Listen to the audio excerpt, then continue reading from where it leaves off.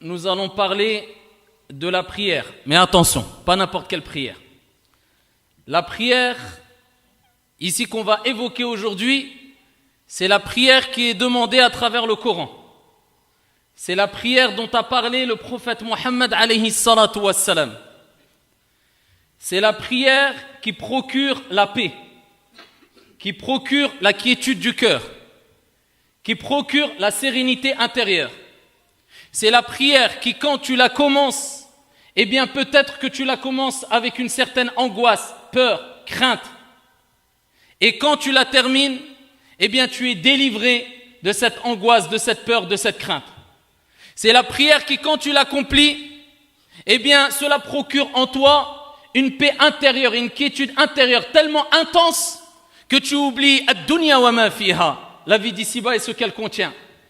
La prière qui, lorsque tu es dedans, lorsque tu l'accomplis, lorsque tu as plongé dedans, eh bien tu oublies tous tes soucis.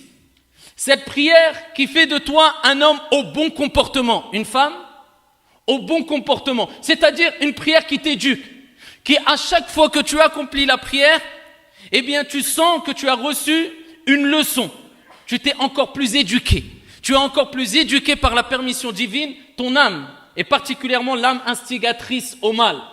Cette prière qui t'apprend la discipline, cette prière qui fait de toi une personne qui a hâte de l'accomplir, c'est-à-dire la prière que tu es en train d'accomplir et la prochaine prière. Cette prière dont tu ne veux pas t'en débarrasser, mais tu es bien dedans. Tu es tellement bien que tu ne veux même pas qu'elle termine. Cette prière qui, quand tu l'as terminée, tu as hâte d'accomplir la prochaine prière. Cette prière qui, quand tu l'accomplis, eh bien tu sens un degré de spiritualité tel que tu ressens la grandeur de ton Seigneur Tabaraka wa Ta'ala, et ce ressenti te pousse à verser des larmes par crainte d'Allah Azza wa Jal. Cette prière qui augmente al-yaqin, la certitude, et at-tawakkul, la confiance en Allah Tabaraka wa Ta'ala. Cette prière-là, c'est de cette prière que je veux vous parler. Peut-être certains d'entre vous, et moi peut-être j'en fais partie aussi, vont se dire, mais de quelle prière il parle? Cette prière-là, moi je ne la connais pas. Eh bien, si tu ne connais pas cette prière, si tu n'as pas ressenti tout ce que j'ai cité précédemment dans une de tes prières tout au long de ta vie, eh bien, je peux te dire que peut-être tu as prié sans jamais prier. Voilà pourquoi l'imam Ahmed rahmatullahi alayhi a dit « Ya'ti ala nasi zaman » viendra une époque où les gens yusallun wa hum la yusallun, ils prient ou ils prieront sans prier. C'est-à-dire qu'ils vont accomplir la prière, mais leur prière ne sera qu'un aspect extérieur. Ça sera quelque chose de mécanique, peut-être même une corvée, comme peut-être ça nous arrive. On se lève pour faire la prière, mais avec difficulté même, peut-être c'est une corvée. Qu'Allah tabaraka wa ta'ala nous en préserve. La prière, ce n'est pas une corvée. La prière, c'est une lumière. La prière, c'est une solution. La prière, c'est une délivrance. La prière, c'est l'acte d'adoration le plus aimé auprès de ton Seigneur tabaraka wa ta'ala. As-salah, c'est celle qui va te faire goûter à la paix intérieure et extérieure.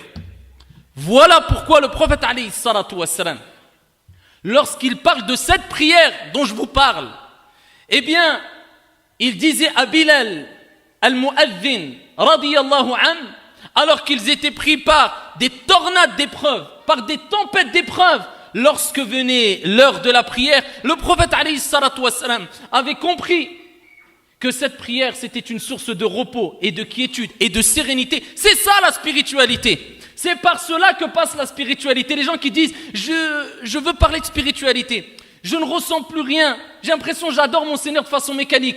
On a perdu la spiritualité aujourd'hui dans la communauté, illa man rahimallah, etc. Et la spiritualité, elle est dans la prière. Quand tu parles de spiritualité, tu ne peux t'empêcher de parler de prière. Et quand tu parles de prière, tu ne peux t'empêcher de parler de spiritualité. Et si tu as abandonné ta prière, c'est-à-dire ce que je vais citer par la suite et ce que j'ai cité précédemment, eh bien tu as abandonné la spiritualité. Comment veux-tu ressentir la spiritualité alors que tu ne ressens pas ta prière? Tu ne sais même pas combien d'unités de prière tu as prié. Tu ne sais même pas si tu as déjà fait vraiment une prière complète dans ta vie. Le prophète disait à Bilal, Ya Bilal, avec tous les problèmes qu'ils avaient, les soucis, les angoisses, Ya Bilal, arihna biha, fais-nous goûter au repos à travers la prière.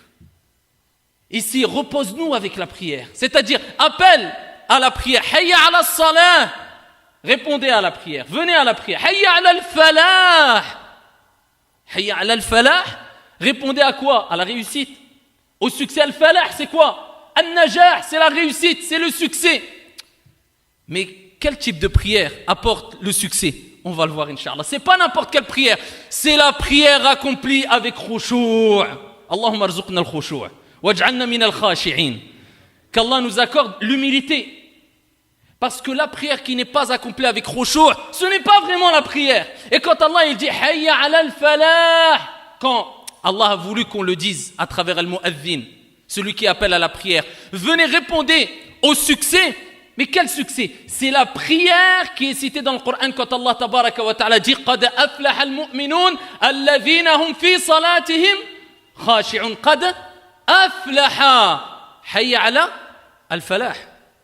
Certes, ont réussi, ils ont gagné, ils ont goûté au bonheur. Les croyants qui ont quoi dans leur prière?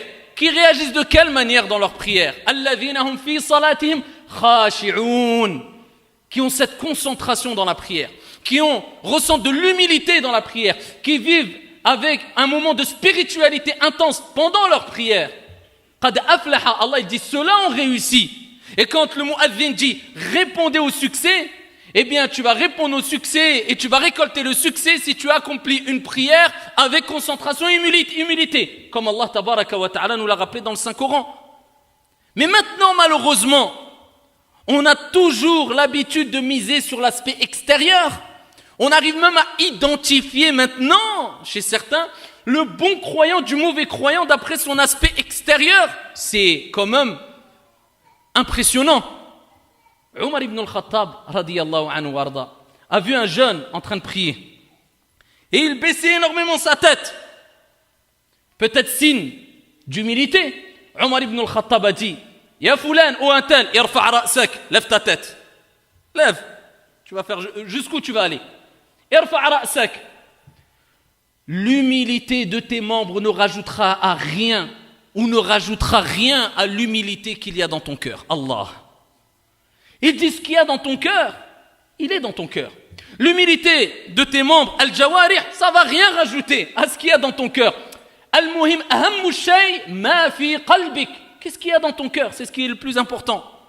Et voilà Omar ibn al-Khattab qui nous donne une leçon. Avant de se préoccuper ici de l'aspect extérieur, ton cœur, est-ce que tu as parlé à ton cœur perdu? Ton cœur il est perdu? Oui. Avant la prière il se perd. On va le voir par la suite Inch'Allah. Ton cœur qui se perd. Voilà ici la prière qui nous est demandée. Et voilà la prière qu'accomplissaient ici les pieux qui ont marqué l'histoire. À titre d'exemple, Amr ibn Utba radiyallahu ta'ala anhu wa arda et d'autres qui ici réagissaient d'une manière impressionnante lors de la prière. Amr ibn Utba, un jour, était en train de prier avec ici des personnes, avec des croyants, avec des musulmans. Voilà qu'ils entendent le bruit d'un lion. Ce n'est pas un chien, c'est un lion. Et ce qui va de soi, eh bien c'est sûr quand il y a un danger pour notre vie, même si tu es en prière, en islam il t'est demandé de te préserver de ce danger. Tu as le droit de sortir de la prière. Mais certains ont atteint un degré. Donc ici je ne vous dis pas d'imiter Amr ibn Utba. De toute manière tu n'y arriveras pas. Mais simplement pour te dire on est où? Aïna nahnu min haoula. Où sommes-nous par rapport à ces gens-là? Et au moins vaut mieux, ou plutôt mieux vaut mettre la barre haute afin d'au moins acquérir un minimum qui nous est demandé en islam. Ils entendent le bruit, les rugissements d'un lion, Assad. Eh bien sûr, les personnes qui étaient avec lui sont parties. C'est quelque chose de naturel, c'est une peur naturelle. Amr ibn Utba est resté jusqu'à la fin de la prière. Lorsque le lion est parti, ils sont partis le voir et ils ont dit, n'as-tu pas entendu? Alam tasma'?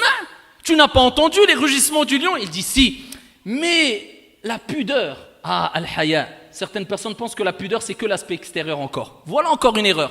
Tout dans l'extérieur. Et il y a une règle que je ne cesse de répéter, at-takhliya qabla at-tahliya.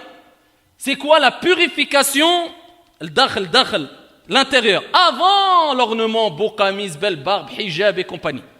À l'intérieur d'abord, il faut bien frotter l'intérieur, ton cœur. Il dit la pudeur, al-haya, la gêne, la honte que j'ai vis-à-vis d'Allah Azza wa Jal m'a empêché d'avoir plus peur du lion que d'Allah Azza wa Jal. J'ai pas osé sortir de la prière. Cette pudeur, il a eu honte de se dire, je vais sortir, ça veut dire que j'ai plus peur du lion que d'Allah. Mais quel degré ont-ils atteint? Quel degré ont-ils atteint? Il est rapporté que Urwa radiyallahu anhu arda, à son époque, il y a 14 siècles, bien sûr, quand ils étaient très malades, il n'y avait pas les principes d'anesthésie ou les procédés d'anesthésie qu'on a aujourd'hui, bien sûr, c'était il y a 14 siècles. Eh bien, il a dû être amputé de la jambe. Il a choisi quel moment, billahi alaykum, pour se faire amputer? Il fallait qu'il choisisse un moment. Il a dit, je choisis le moment où je suis dans la prière. Pendant que je suis dans la prière, faites ce que vous avez à faire. Et quand il a terminé, il a dit, je n'ai ressenti rien du tout, aucune douleur. Il s'est fait amputer pendant la prière.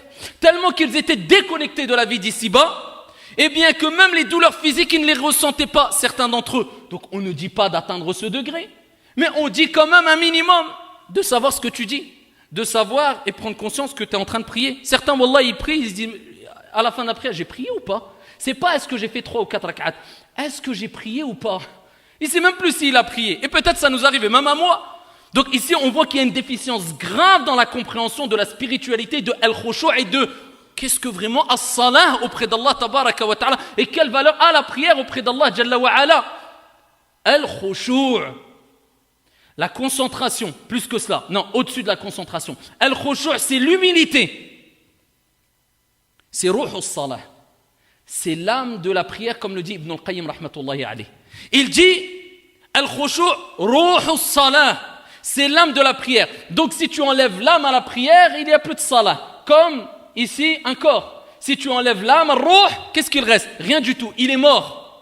Eh bien, une prière sans humilité, c'est une prière morte. Tu pries sans prier, comme l'a dit l'imam Ahmad rahmatullahi alayh. Donc qu'est-ce qui nous est demandé à nous? C'est d'atteindre, eh bien, le meilleur, le mieux. D'atteindre al-khushu', l'humilité. Ce que Dieu veut de nous, quelque part. Mais le minimum, c'est le premier degré. C'est quoi? Eh bien, c'est d'être concentré. Ça, c'est le premier degré. C'est le minimum. Tu es concentré, c'est-à-dire, tu sais quelle prière tu es en train d'accomplir, tu te concentres dans ce que tu dis, tu te concentres dans ce que tu fais, tu es concentré. C'est-à-dire, ton esprit, eh bien, est canalisé par la prière. Tu penses qu'à la prière. Ça, c'est le premier degré. Amma, le deuxième degré, c'est at-tafakkur. Là, on rentre dans la méditation. Allah. Ici, c'est-à-dire que non seulement tu es concentré, mais en plus de cela, tout ce que tu fais, tes faits, gestes et paroles, tu les médites. Là, c'est autre chose. Là, tu commences ton voyage. Là, tu as plongé dans la prière. Là, tu voyages avec les paroles d'Allah. Là, tu comprends que tu es vraiment dans un entretien privé avec ton Seigneur Tabaraka wa Ta'ala. Là, tu comprends ici que tu parles à Dieu et que Dieu t'interpelle. Là, tu comprends que la prière, c'est l'acte d'adoration le plus important en islam. Là, tu comprends pourquoi le prophète alayhi salatu wassalam a dit faites la prière de quoi? Salatul muwaddi'. Celui qui fait quoi? Al-wada'. Le prophète alayhi salatu wassalam nous dit quand tu pries, mets dans ta tête, dis-toi c'est peut-être ma dernière prière. Rubbama, peut-être tu vas mourir entre le dhuhr et l'asr. Tu as fait l'asr, tu vas faire l'asr, dis-toi Rubbama c'est ma dernière prière. Pourquoi? Parce que si on te dit à 100%, après l'asr tu vas mourir, comment tu vas faire salat al-asr? Tout en sachant que tu sais que salat, a'zamul ibada, c'est l'acte d'adoration le plus grand et le plus important acte d'adoration pratique. Donc tu te dis, innamal a'malu bil khawatim, les actions ne valent que par leur fin. Donc laisse-moi quitter ce bas monde en ayant fait l'acte d'adoration le plus aimé d'Allah de la meilleure manière. C'est-à-dire, avec un cœur présent, avec khushu'. Première des choses, l'intérieur. Tu te concentres ici dans ton intérieur. Comment gagner le khushu'? Je veux prier avec concentration. Prends en compte ce que je t'ai dit précédemment déjà. Deuxièmement, comprends que c'est d'abord l'intérieur. Ibn al-Qayyim rahimahullah ta'ala, il dit qabla as-salah ibhath an qalbik. Cherche ton cœur qui s'est perdu. Il s'est perdu où? Parce qu'on est tellement dans dunya, c'est quelque chose d'humain. Allah t'a pas dit de rester dans salat, de salat al-fajr jusqu'à salat al-isha sans sortir de salat. Non, il y a 5 prières. Chaque prière, ça dure 5-10 minutes. Et ensuite, tout le reste de la journée, va qu'à tes occupations, ton travail, ta famille, il n'y a pas de mal. Lakin, on sait très bien que l'insan, l'être humain, est vite influencé par les choses qui l'attirent, les passions, les désirs, etc. Donc c'est sûr que ton cœur se perd. Ibn al-Qayyim, il dit première des choses, tu veux saller, tu as bien fait les ablutions. Khalas. Tu as fait complètement les ablutions. C'est pas rapidement mis un peu d'eau, non. Tu as compris que chaque goutte qui tombe, c'est des péchés qui tombent. Et que ici, si tu n'as pas bien accompli tes ablutions, ta prière est rejetée. Tu fais bien tes ablutions, d'accord? Et à toi d'apprendre comment on fait les ablutions. D'où l'importance de la science. Mais nous, on est concentré dans les aspects extérieurs et la théorie. Mais la mise en pratique, elle est où? La mise en pratique, elle est où? As-Sahaba radiyallahu anhum wa ardahum, ils apprenaient avec sincérité, ils révisaient leur intention et ils appliquaient. Et pourquoi pas? Intention sincère importante. Le prophète alayhi salatu wassalam a dit toute personne qui apprend une science pour ici un bien d'ici-bas, il ne sentira pas l'odeur du paradis. L'application, parce que si tu apprends pour ne pas appliquer, à quoi sert? Ça sera une hujja, un argument contre toi. Omar ibn al-Khattab, quand il a fini d'apprendre Suratul Baqarah, il l'a pas appris en 6 mois, il aurait pu l'apprendre en 1 mois. Il l'a appris en une dizaine d'années. D'après certaines versions, quand il a terminé, il a même, d'après certaines versions, sacrifié une bête. Tellement qu'il était heureux d'avoir appris Surat al-Baqarah. Pourquoi? Il ne passait pas 3 versets coraniques sans les apprendre, les comprendre et les appliquer. Donc la théorie, la pratique. Donc ici, il faut apprendre, mais appliquer. Il faut appliquer ce qu'on apprend. Ibn al-Qayyim, il dit, cherche ton cœur. Khalas, tu as fini tes ablutions, cherche-le. T'es où? T'as des problèmes, on a tous des problèmes. T'as des soucis, on a tous des soucis. T'as des responsabilités, on a tous des responsabilités. Mais là, rattrape ton cœur, dis-lui, hey, c'est là que ça se passe maintenant. Et parle à ton cœur. Voilà, tu veux le khushu', parle à ton cœur. Parle à ton âme, parle à toi. Ne viens pas dans la prière, tu es en train de rigoler, ah d'accord, Allahu Akbar. Tu crois que tu vas être où là? Dans quelle planète? En tout cas pas dans la planète prière. Ça c'est impossible. Ou alors tu es en train de regarder un match et à peine tu es éteint, tac, Allahu Akbar. Peut-être, Rubbama même il fait la prière assis. Ou bien, non, la prière tu cherches ton cœur. Il est où mon cœur? Il est parti dans le match, rattrape-le. Il est parti dans le dunya, rattrape-le. Il est parti dans le centre commercial, rattrape-le. Dis-toi maintenant j'ai un entretien avec Allah. Et parle-lui à ton âme, parle-lui à ton cœur. Et dis-lui maintenant, c'est là que ça se passe. C'est-à-dire la lumière à Nour que j'ai besoin ici-bas et dans l'au-delà. On a tous besoin de Nour. Ah mais si tu éteins la lumière la nuit, comment tu vas te déplacer? Donc c'est pour ça qu'on a besoin de An-Nour. Et Allah, Nourus samawati wal ard. Allah c'est la lumière des cieux et de la terre. Sans lumière, tu n'arrives à rien. Et même dans l'au-delà, au jour de la résurrection, les gens auront besoin de lumière, à la sirat, sur le pont, etc. Comment tu gagnes cette lumière? Entre autres, bis-salah. Qala alayhi salatu wassalam, as-salatu nour. Et dis-lui à ton cœur, attention, après la prière, tu auras besoin de lumière pour te diriger dans la vie d'ici-bas. Quand tu vas mourir, tu auras besoin de lumière. Et la prière, c'est une lumière.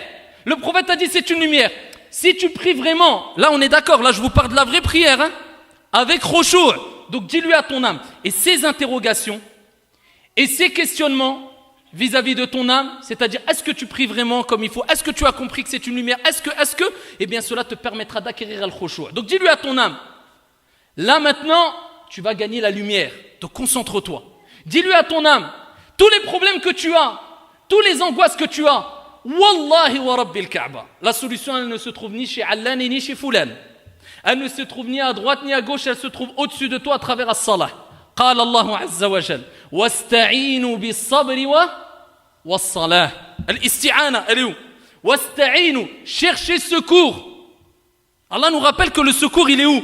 Le secours il est dans la prière. Ça veut dire que tu as beau avoir des montagnes de problèmes, ne dis pas et surtout pas voilà j'ai des problèmes, salat après, t'as rien compris. La solution c'est dans salat. Allah il dit chercher secours dans quoi? La patience, as-sabr wajib. T'as pas de choix, tu vas avoir un problème, tu vas faire quoi? Tu es obligé de patienter. Dans la patience et dans quoi? Dans la prière.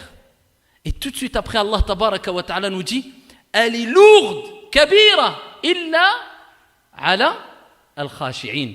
La prière elle est lourde, elle est pesante, c'est comme une corvée, sauf pour ceux qui ont goûté ce degré de concentration et d'humilité. Allah. Donc dis-lui à ton âme, si tu veux apprécier la prière, goûter à la paix dans la prière, la sérénité, et tout être humain a besoin d'une pause. C'est pour ça que même des médecins, des spécialistes, des psychologues, des psychiatres, ils recommandent à des gens de quoi? Un moment dans la journée, il lui dit va faire du yoga, va faire de la méditation, va faire. Il dit parce que l'être humain, il y a un moment dans sa journée, il a besoin de stop, allez stop. Il laisse son cerveau se reposer. Ça, tu as besoin de ça. Nous, alhamdoulilah, les musulmans, on l'a 5 fois par jour. Ton cerveau, il se repose 5 fois par jour. Tu fais une coupure. Sinon, c'est quoi? Burn-out. Pourquoi les gens, ils font des burn-out? Ils n'en peuvent plus. Parce qu'il n'y a pas de moment dans la journée où il faut une coupure. Les gens, ils disent quoi? Il me faut une coupure. C'est vrai ou pas? On n'a pas une coupure dans l'année pendant les vacances. On en a 5 par jour. Et l'être humain, il n'a pas besoin que d'une coupure dans l'année. Il a besoin de 5 coupures par jour. Si Allah a dit 5, c'est que c'est 5. Donc 5 fois par jour, nous les musulmans, on fait une coupure.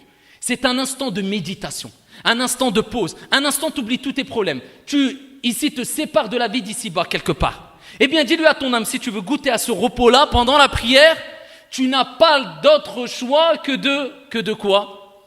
Eh bien, ici, de te concentrer et de faire des efforts. Car la prière, afin d'avoir la concentration dans la prière, c'est un combat. Pendant la prière, tu vas combattre. Tu vas penser à ça, tu dis « A'oudhu billahi minash shaytanir rajim ». Tu cherches refuge auprès d'Allah Azza wa Jal contre le shaitan, comme le prophète alayhi salatu wassalam a dit. Si, ici, shaitan vient vous donner des insufflations, te faire penser à des choses pendant la prière, tu dois chercher refuge. Donc tu combats qui shaitan, c'est un combat. Parce que tu sais qu'il faut avoir l'humilité. Parce que sinon la prière va être lourde et tu ne pourras pas gagner la paix. Et tu ne pourras pas ressentir la paix et la sérénité dans la prière. Et le prophète il dit, il s'appelle Khanzab, fi riwaya Khinzab. Il a donné son nom. C'est un shaitan qui vient te perturber. Il te fait penser à ça, c'est humain. Et il dit, tu dis, A'oudhu billahi minash shaytanir rajim. Tu tournes ta tête doucement un peu vers la gauche, vraiment légèrement. Et tanfus thalathan. Tu souffles 3 fois, tu fais légèrement sur ta gauche. Il dit, le prophète il dit, c'est shaitan qui vient vous perturber. Donc tu combats même pendant la prière. Même aux compagnons ça leur est arrivé. Donc sache que pour gagner l'humilité et la concentration, c'est un combat. Ça demande des efforts même pendant la prière. Et tu combats. Et sachez que le prophète Ali Abdalus Salati wa Taslim a dit, certains auront de la prière 1/3, d'autres 1/6, d'autres 1/4, d'autres 1/2, d'autres rien. Ça dépend de quoi? Ta concentration. Si pendant 1/3 de la prière, tu as été concentré, tu auras l'ajr, la récompense que de 1/3. Si pendant la moitié de la prière, tu as été concentré, le reste, tu n'as la récompense que de la moitié. En tout cas, tu as fait ta prière, même si tu n'as pas eu de khushu'. Mais l'ajr, la récompense et les fruits de la prière, tu ne les auras pas. Donc si tu veux gagner les fruits de la prière, ath-thamarat, eh bien tu dois te concentrer. Dis-lui à ton âme, instigatrice au mal, et à ton cœur, qui s'est perdu, que si tu veux qu'Allah te pardonne tous tes péchés, al-khushu', parle à ton cœur, dis je vais gagner, je vais perdre énorme. Si je ne me concentre pas, je perds la lumière, je perds le secours d'Allah. Tous les problèmes que j'ai, wallah al-adim, la solution elle se trouve dans la prière. Donc je vais perdre le secours d'Allah. Certaines personnes disent je prie vite parce que je dois aller voir ceci et cela pour régler mon problème. Ouais, régler ton problème c'est dans la prière, tu n'as pas compris encore. Allah il te teste. Allah il veut quoi que ce soit, il dit kun fayakun. Allah il te dit wasta'inu bis sabri was salah. Tu as des problèmes de famille, as-salah. Tu as des problèmes d'argent, as-salah. Ista'inu bis salah. Cherchez secours dans la prière. Tu as des problèmes de santé, Allah il te dit ista'inu bis salah. Cherchez secours dans la prière. Tu as des problèmes d'angoisse, ista'inu bis salah. Allah il te dit cherchez secours dans la prière. La solution c'est dans la prière. Dis à ton âme et à ton cœur, tu vas perdre énorme, tu vas perdre la lumière, tu vas perdre le secours, tu vas perdre la paix, tu vas perdre la sérénité, tu vas perdre le fait qu'Allah te pardonne tes péchés. Rapporté par At-Tabarani bi sanadin sahih. Le prophète Ali Abdalus Salati wa Taslim a dit, quand le croyant il veut faire la prière, il commence à salah, yabda salah. Le prophète il dit au-dessus de sa tête. Ils sont au-dessus de sa tête et quand il fait as-sujoud, tous ses péchés tombent. Et c'en est ainsi jusqu'à ce qu'il termine la prière et il n'a plus de péché.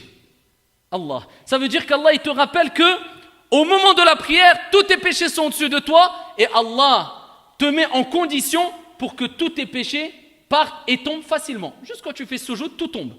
Donc tu vas perdre ça aussi, ya Abdallah. Donc si tu es prêt à perdre tout ça, dis-toi, eh ben, je prie sans khushu', sans humilité. Rappelle-toi de tout cela et dis-toi, la prière, sans khushu', je n'aurai aucun fruit.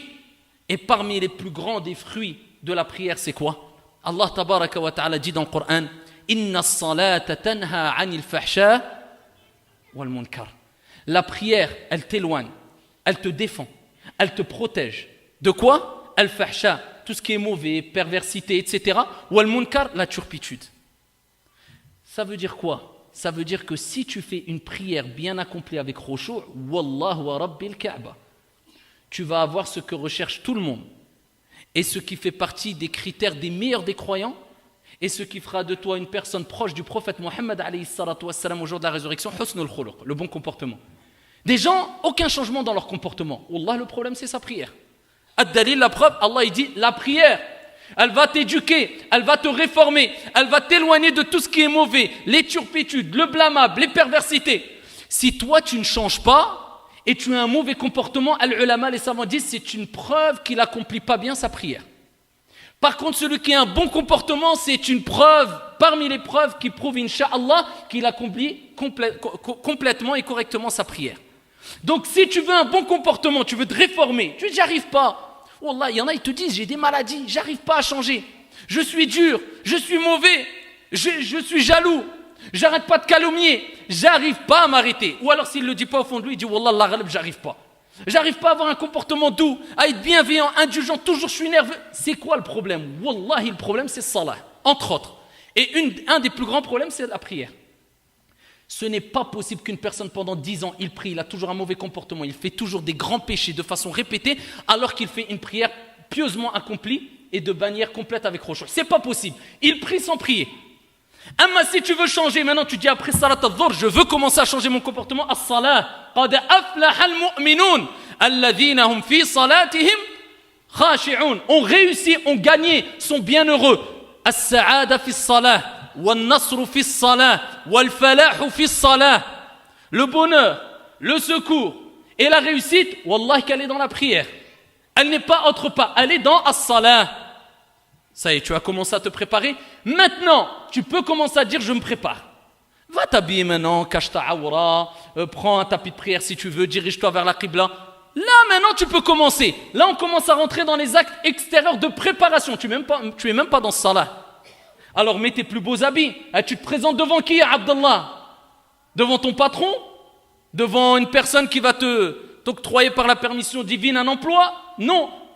Mais devant le roi des rois, le patron des patrons, Malikul Muluk, le roi des rois, Allah. La moindre des choses quand tu te présentes devant un patron, devant une personne, quand il y a une offre d'embauche, tu te présentes bien, tu as ce petit stress, c'est vrai ou pas? Tu as un peu de stress, tu te prépares, tu es bien tenu, parfumé, bonne tenue, tu t'exprimes de la meilleure des manières, ou alors tu arrives, tous les vêtements même pas repassés, tu joues avec ton portable pendant qu'il te parle le patron, tu tournes à droite et à gauche, non. Et pour Allah, on ne se gêne pas. Alors qu'Allah, il n'a pas besoin de nous. Allahu Akbar, il regarde Sa'a, il parle, il y en a même, il te sallam pendant qu'il prie. Et il te dit, même Rubbama, il va regarder l'heure tous les 2 secondes, presque, ouais, je suis encore dans la prière, j'ai hâte. Ou des gens prient derrière l'imam, ils speed. L'imam, il dit Allah Akbar. Avant l'imam, il fait Allahu Akbar. Ouais, même si tu veux le doubler, tu vas à 100 km/h. Dans tous les cas, tu ne sortiras pas de la prière tant qu'il n'a pas dit Assalamu alaikum. Pourquoi tu précipites?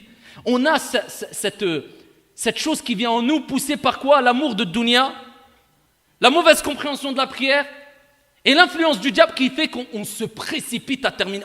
C'est un poids. Elle est lourde. Illa ala al-khashi'in. Wallahi que si elle est lourde, tu n'as pas atteint le khushu'. Si tu vois qu'elle est légère, tu as atteint le khushu'. Ça, c'est un signe qui ne trompe pas. Et à ce moment-là, 5 fois par jour, tu vas avoir ce moment spirituel. Là, tu vas comprendre c'est quoi la spiritualité, pas mécanique. Là, après, à ce moment-là, comme j'ai dit, présente-toi de la meilleure des manières. Un habit, il n'y a pas d'habit religieux, hein. Il n'y a pas de ça qamis, il n'y a pas de ça en islam. Il y a un habit qui remplit des conditions. Qu'il soit fatfat, qu'il n'épouse pas les formes du corps, il a akhiri, qui couvre la awra, il y a la awra mughalladha, la awra mukhaffafa, dans la prière, en dehors de la prière, il a akhiri, ça c'est des cours de science. Donc ici tu te présentes de la meilleure manière, tu t'assures de sentir bon de la bouche. Le prophète il a interdit de venir à la mosquée si vous sentez de l'ail ou de l'oignon, pour pas faire fuir les gens, parce que le malaïka ils prennent la fuite des mauvaises odeurs et ils n'aiment pas les mauvaises odeurs, comme l'enfant d'Adam n'aime pas les mauvaises odeurs, tu sens bon, Allahu Akbar. Là tu peux commencer à prier.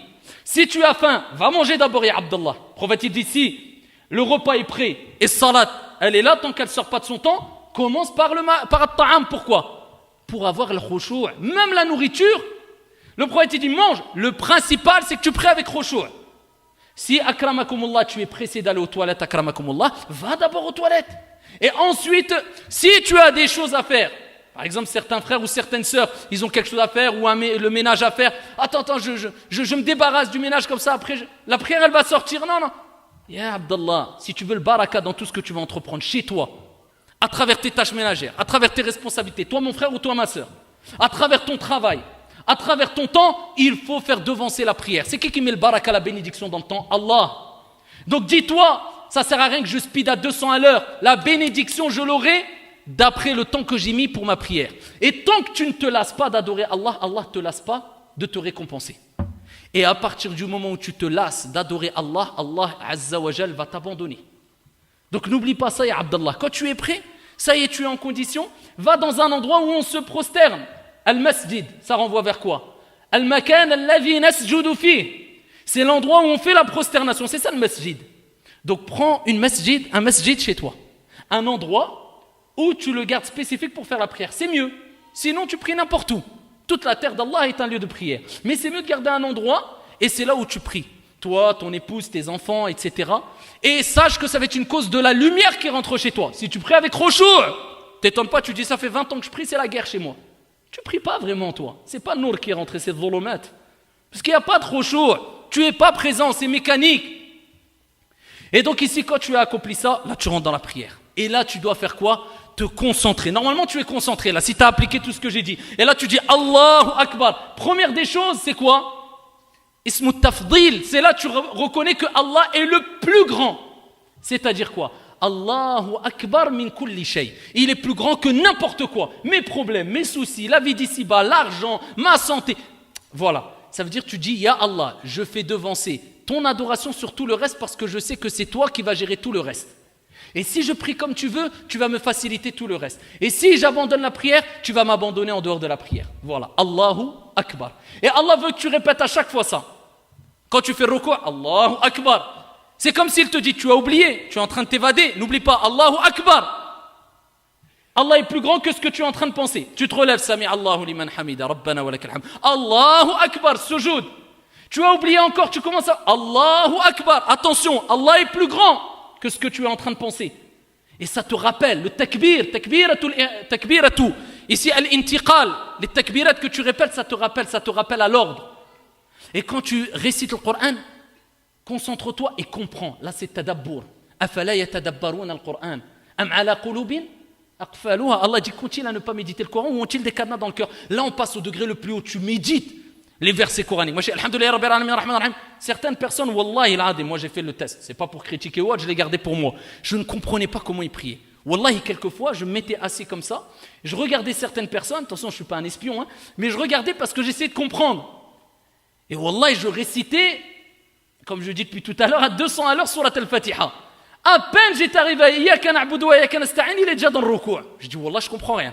Alors tu cherches les avis des savants. Oui, il y a certains avis minoritaires qui disent surat al-Fatiha ala kullin. Tu dis quel madhab il est lui, je comprends pas. Il récite surat al-Fatiha ou pas? Alhamdulillahi rabbil alamin. Allah te répond. Ar-Rahmanir Rahim. Comprends ce que tu dis, Abdallah. Petit à petit. Et je dis pas de rester 2 heures dans ce salat, surtout si tu es imam. Le prophète il a dit Idha amma ahadukumun nas falyukhaffif. Quand quelqu'un il fait la prière pour les gens, il allège la prière parce que derrière il y a le daïf, il y a le faible, mais quand tu es chez toi, prie comme tu veux. Ici tu médites les paroles d'Allah tabaraka wa ta'ala, tu te dis c'est peut-être ma dernière prière. Là tu es en condition, tu es dans la prière et là tu es en train d'adorer Allah et dans la prière, n'oublie jamais ça. Ad-du'a, et je terminerai avec ça, fais des invocations. Le prophète alayhi salatu wa sallam lui-même, regardez ce qu'il disait. Allahumma inni a'udhu bika min qalbin la yakhsha. Vous imaginez? Le prophète lui-même il disait Ya Allah, comme on dit A'udhu billahi minash shaitanir rajim. Le prophète il disait A'udhu billahi min qalbin la yakhsha. Et c'est le prophète alayhi salatu wassalam. Donc on a besoin de dua, le prophète lui-même disait ça. Il disait Ya Allah, je cherche refuge auprès de toi contre un cœur ici qui est quoi? Qui n'a pas cette humilité. C'est quoi le khushu'? C'est hudur al-qalb. C'est la présence du cœur. Dans tout tu as besoin de khushu', c'est pas que dans la prière, hein. Quand tu lis le Coran, quand tu écoutes un dars, faut être présent. Et le prophète, il disait quoi? Je cherche protection près d'Allah contre un cœur qui n'est pas présent, qui n'a pas d'humilité, qui n'a pas de concentration. Donc dis ça dans ta prière, toujours dans ce sujoud. Allahumma inni a'udhu bika min qalbin la yakhsha. Tout le temps, dis-toi ça. Et pour terminer, ahibbati fillah. Et ici, pour argumenter une fois de plus ce que je vous ai dit précédemment, et pour vous rappeler que le succès passe par la prière. Ici-bas et dans le-delà. Dans le-delà, c'est-à-dire gagner les plus hauts degrés du paradis, passe par la prière aussi. Allah tabaraka wa ta'ala dit dans le Coran, et il commence par ces versets coraniques. Qad aflaha al-mu'minun, donc il parle de falah au début. Regardez, ici il parle de réussite. Fi dunya wal akhirah, qad aflaha al-mu'minun alladhina hum fi salatihim khashi'un. Khalas, on a compris ça. Le succès, la réussite dans tout ce que tu vas faire dans ta vie, c'est dans la prière. Et plus loin, il décrit d'autres catégories de personnes. Et quand il termine de parler de ces gens-là, qu'est-ce qu'il dit? Et il a commencé par قَدْ أَفْلَحَ الْمُؤْمِنُونَ الَّذِينَ هُمْ فِي صَلَاتِهِمْ خَاشِعُونَ وَالَّذِينَ هُمْ عَلَى صَلَوَاتِهِمْ يُحَافِظُونَ أُولَئِكَ هُمُ الْوَارِثُونَ الَّذِينَ يَرِثُونَ الْفِرْدَوْسَ هُمْ فِيهَا خَالِدُونَ اللهم اجعلنا منهم. Il dit c'est ceux qui prient avec concentration et après il dit ça suffit pas. وَالَّذِينَ هُمْ عَلَى صَلَوَاتِهِمْ يُحَافِظُونَ. Ça y est, tu as réussi à atteindre le khushu'. Et il dit ce sont ceux qui préservent leurs prières. Mais quelle prière? On a parlé de la prière avec falah, il dit au début Allah Azza wa Jal. C'est-à-dire la prière qui va faire récolter le falah, le succès, avec khushu'. Donc préserve ta prière. Dis-toi, chaque prière c'est quelque part un combat. Chaque prière c'est un effort. Qu'est-ce qu'ils vont gagner? Ils vont hériter. Hériter de quoi? Alladhina hum. Ici ceux qui vont hériter de Al-Firdaus. Le degré le plus haut du paradis, hum fiha khalidun, ils y seront éternellement. La preuve que la prière, c'est al-falah, c'est la réussite ici-bas et dans l'au-delà. Et deuxième des choses, n'oublie jamais ça et je termine avec cela. Regarde ton comportement dans la vie de tous les jours. Est-ce que ton comportement reflète ce qui est demandé dans la prière? La douceur, la sérénité, la quiétude, l'humilité, la modestie, la discipline. Si oui, eh bien ça c'est la répercussion de ta prière. Sinon, eh bien, va accomplir ta prochaine prière ou concentre-toi dans le fait d'accomplir ta prochaine prière avec concentration et humilité.